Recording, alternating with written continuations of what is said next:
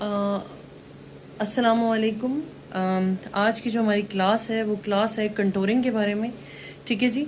और अल्लाह के नाम से शुरू करती हूँ जो बड़ा मेहरबान है, रहम वाला है। मैं उम्मीद करती हूँ कि आप सब लोग जो है वो खैरियत से होंगे और मैं भी बिल्कुल ठीक ठाक हूँ। बस कुछ मसरूफियात की बिना पे आप लोगों के साथ जो है वो क्लास नहीं शेयर कर पाई। ट्यूटोरियल्स वगैरह साथ साथ शेयर होते रहे। आज हम बात करेंगे डिफरेंट फेसेस की। ठीक है जी। तो अब मैं आप सबसे पहले आपको बता देती हूँ कि हमारे पास जो है वो कितनी तरह के फेसेस होते हैं। ठीक है, उसके बाद हम अपने काम को आगे बढ़ाएंगे। तो जी हमारे पास आपने देखे होंगे कि डिफरेंट फेसेस होते हैं, जिसमें एक ओवल फेस आता है। ठीक है, आपको सामने पिक्चर देखी हुई नज़र आ रही होगी ताकि आपको पता चले कि ओवल फेस क्या होता है। इसके अलावा हार्ट फेस है। फेस की जो शेप होती है हार्ट, आपने अक्सर बेशतर लेकर देखा होगा कि उन लोगों की जो चिन होती है वो थोड़ी लंबी होती है। इस तरह से ट्रायंगल शेप आती है कि मतलब जो ये वाला जो उनका जो जो जॉ वाला एरिया होता है ना, कान के जो नीचे का एरिया, उसकी हड्डी बाहर निकली हुई होती है, वो इस तरह की शेप होती है ट्रायंगल। स्क्वायर का आपको पता है कि स्क्वायर जो है एक शेप होती है। और अब आपको शेप्स का पता किस तरह से चलेगा, देखें। अब जैसे स्क्वायर शेप है तो आपने क्या देखना है कि जी जो आपका सर का जो माथा है, मतलब कि ये वाला हिस्सा, ठीक है, ये दोनों हिस्से अगर तो आपने इनको नाप लिया, मिसाल के तौर पे इंची टेप से नापते हैं, या आपने यूं करके अपना हाथ रख लिया। ठीक है, हाथ रख के यहाँ से उठा के आपने यहाँ रखा तो आपको लगा कि ये और ये तकरीबन बराबर है, मतलब इनमें यहाँ से भी और यहाँ से भी ये एक डब्बे की शक्ल आ रही है, होता है स्क्वायर शेप कहलाएगी ये। ठीक है। अच्छा, इसके अलावा जो है वो ये ट्राई डाउन है। ठीक है, इसमें ट्राई डाउन क्या होता है जी, आपने देखा होगा कि जी उन लोगों का ये जो कान के ऊपर वाला हिस्सा है, मतलब जो हमारे जो कान की जो हमारी जो ये जो गाल होते हैं ये निकले हुए हैं। ठीक है जी, ये निकले हुए हैं जिनके, और थोड़ी थोड़ी लंबी जा रही है, उनका ट्रायंगल डाउन कहलाता है।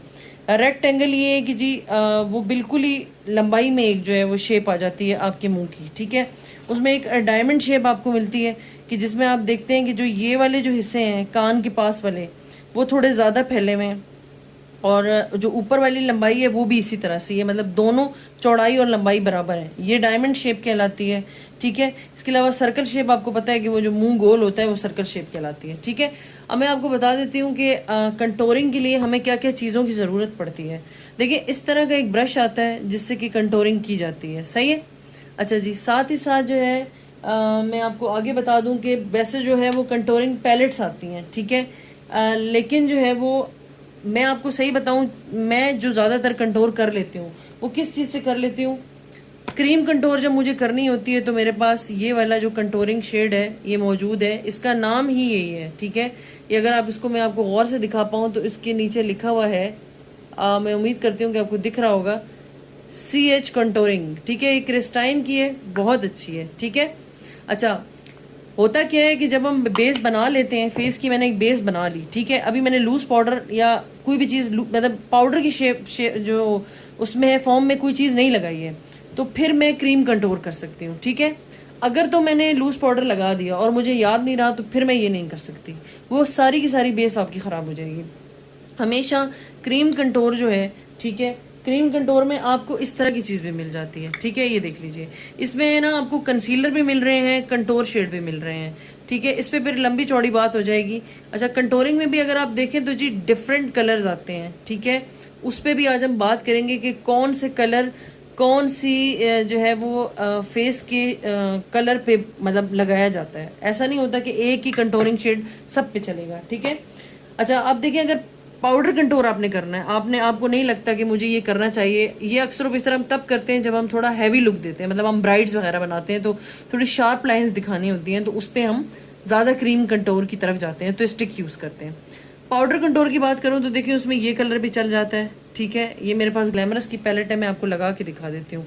ठीक है जी, कंटोर में ये कलर भी चल जाएगा आपका। इसके अलावा ये कलर है थोड़ा लाइट, ठीक है, ये भी चल जाएगा, ये मैं आपको दिखा देती हूँ। ठीक है, इस तरह से करके एक ये थोड़ा और डार्क है मज़ीद, ठीक है, ये भी चल जाएगा। एक इससे भी मज़ीद डार्क है, वो भी चल जाएगा। ठीक है, ये देख लीजिए इस तरह से। तो आपको अलहदा से पैलेट लेने की ज़रूरत नहीं है, वैसे क्रिस्टाइन की पैलेट आती है, लेकिन मैं आपको वो चीज़ बता रही हूँ कि हर एक के पास नहीं मौजूद होती या हर एक का सलून नहीं होता। ठीक है, तो अब हम बात कर लेते हैं कि ये बहुत सारे कलर्स थे जो मैंने आपको दिखाई चीज़ें। ठीक है, अब हम बात करते हैं कि हमें जो है वो कंटोरिंग करनी किस तरह से। एक तो मैंने आपको ये ब्रश दिखा दिया, ठीक है, जो कि आजकल बहुत ज़्यादा इन है, बहुत ज़्यादा इन है। अच्छा, इसके अलावा जो है वो मैं आपको दिखाती हूँ जी, कुछ लोगों ने इस तरह के ब्रश भी रखे हुए होते हैं कंटोरिंग के लिए, ठीक है, लेकिन मैं इसको यूज़ बिल्कुल भी नहीं करती, मुझे पर्सनली ये बिल्कुल भी नहीं पसंद, ठीक है।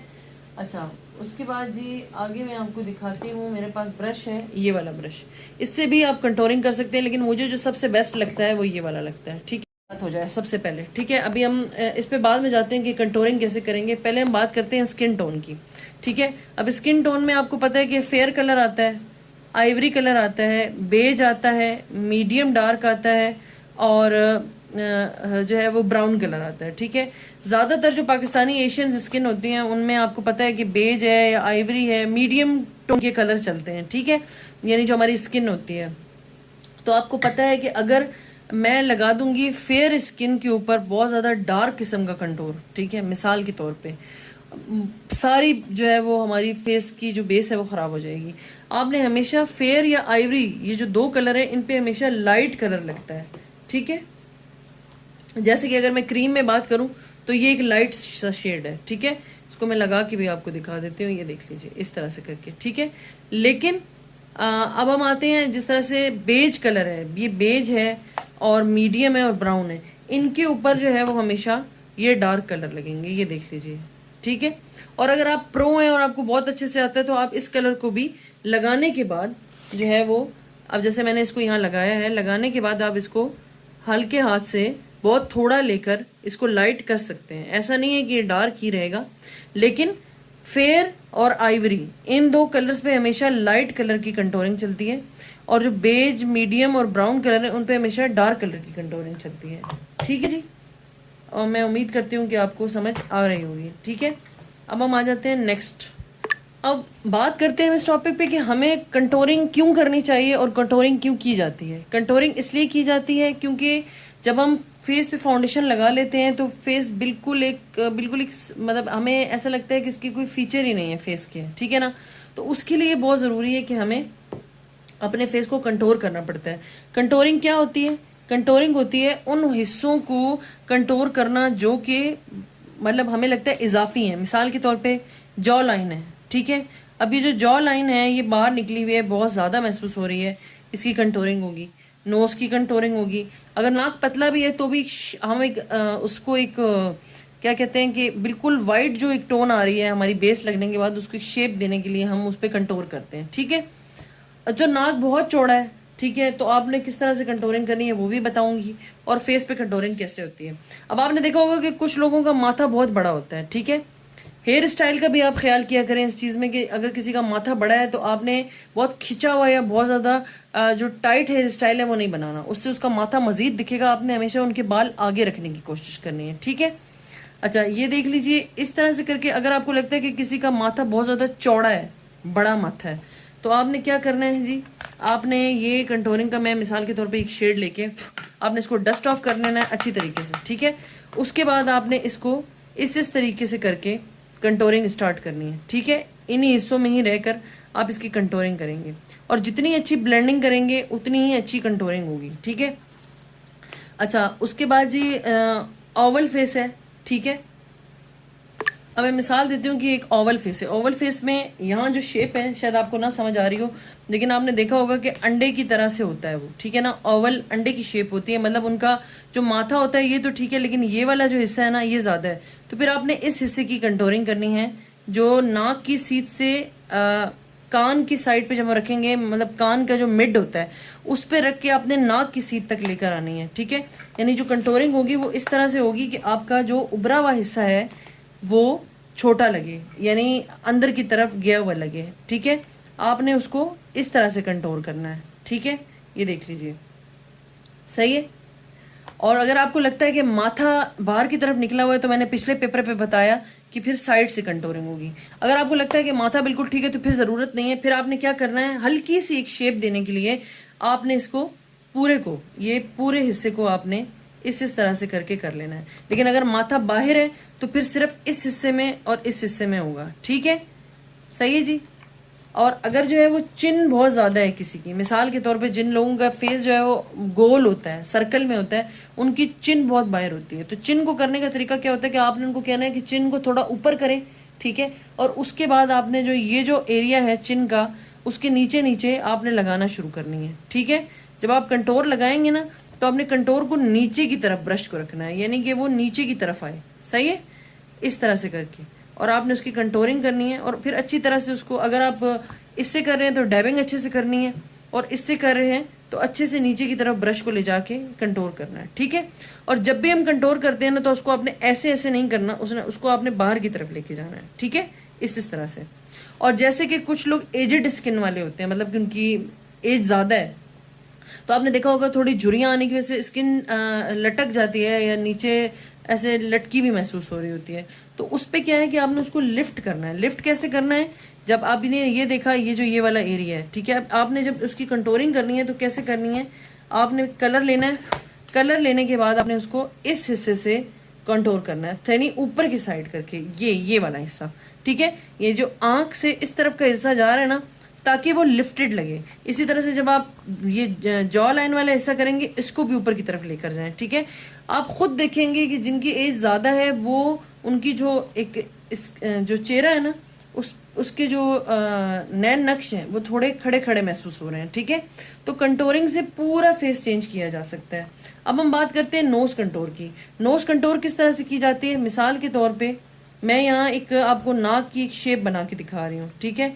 मैंने यहाँ आपको नाक की एक शेप बना दी है। अब आपने कंटोरिंग करनी कैसे है, आपने देखा कि भाई इसकी नाक बहुत ज़्यादा चौड़ी है, ठीक है। तो आपने कंटोरिंग कैसे करनी है, आपने कंटोरिंग ऐसे करनी है कि आपने कंटोरिंग का शेड लेना है, और जितनी करीब आप जो है वो लाइंस को रखेंगे ना, जितना करीब रखेंगे दो लाइंस को, उतनी ही अच्छी जो है वो आप लोगों की कंटोरिंग होगी। जितना ज़्यादा फासला रखेंगे उतनी ही चौड़ी कंटोरिंग होगी, ठीक है। अभी हमने आज इतनी बात की है, हमने ओवल फेस की बात की है, उसके बाद हम बात करेंगे स्क्वायर फेस की, हार्ट फेस की, ट्रायंगल फेस की, ट्रायंगल डाउन की, रेक्टेंगल की, कि इन सब के ऊपर किस किस तरह से आप कंटोर कर सकते हैं, ठीक है। और फिर आपको पता है कि आप लोगों को ये नोट्स तो दिए ही जाएंगे, ठीक है। तो मैं उम्मीद करती हूँ कि मेरी जो बताई हुई चीज़ है वो आपको ईजीली तौर पर समझ आ रही होगी, ठीक है। और अपने फेस का हिसाब आप खुद बेहतर तौर पर लगा सकते हैं, जो तरीका मैंने अभी आपको बताया है कि किस किस तरह की शेप्स होती हैं और आप उनको किस किस तरह से पहचान सकते हैं, ठीक है। तो मैं उम्मीद करती हूँ कि मेरी जो बताई हुई चीज़ें हैं वो आपको समझ आ रही होंगी। इंशाल्लाह नेक्स्ट जो क्लास डालेंगे वो इसी हवाले से डालेंगे, क्योंकि वीडियो बहुत लंबी हो जाती है और देखने वाले बोर हो जाते हैं। तो मैं नहीं चाहती कि आप लोग बोर हों, इसलिए थोड़ा सीखें, अच्छा सीखें और समझ में आने वाला सीखें। फिर भी अगर कोई चीज़ नहीं समझ आती है तो आप लोग नीचे मुझे कमेंट बॉक्स में मैसेज कर सकते हैं और मुझसे पूछ सकते हैं। मैं कोशिश करती हूँ कि सबको रिप्लाई करूँ, ठीक है।